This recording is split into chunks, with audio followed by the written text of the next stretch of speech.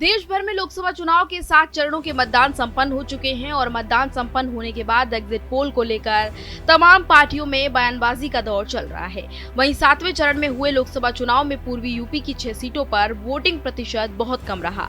इन सीटों में महाराजगंज, कुशीनगर, सलेमपुर, बांसगांव और देवरिया की सीट शामिल है। अब इस पर विस्तार से आपको बताते हैं कि किस सीट पर क्या वोटिंग प्रतिशत रहा। सबसे पहले बात करते हैं महाराजगंज लोकसभा सीट की। यहाँ पर साल 2019 में इस सीट पर मतदाताओं ने 64.07% के साथ प्रथम स्थान मतदान में प्राप्त किया था। गोरखपुर मंडल में इस बार सर्वाधिक मतदान प्रतिशत के साथ महाराजगंज सीट पर मतदाताओं ने 60.17% वोट करके एक बार फिर से प्रथम स्थान प्राप्त किया है। अब बात करते हैं कुशीनगर सीट की।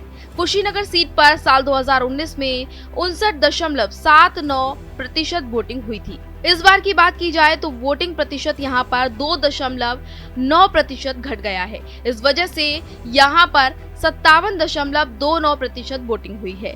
पूर्वी यूपी की सबसे वीआईपी सीट माने जाने वाली गोरखपुर सदर लोकसभा सीट की अगर बात की जाए तो यहाँ पर साल 2019 के लोकसभा चुनाव में 59.79% वोटिंग हुई थी। तो वहीं सीट पर वोटिंग प्रतिशत 5.1% से घटकर 54.69% पर आ गया है।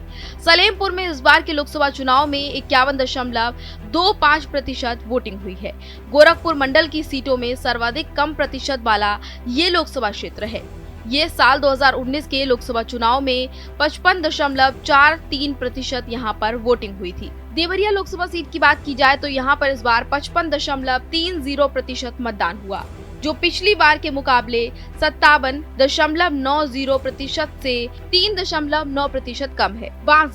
बांसगांव लोकसभा सीट की अगर बात की जाए तो यहाँ इस बार लोकसभा चुनाव में 51.59% वोटिंग हुई है, जबकि साल 2019 के चुनाव में यहाँ 55.38% वोटिंग हुई थी।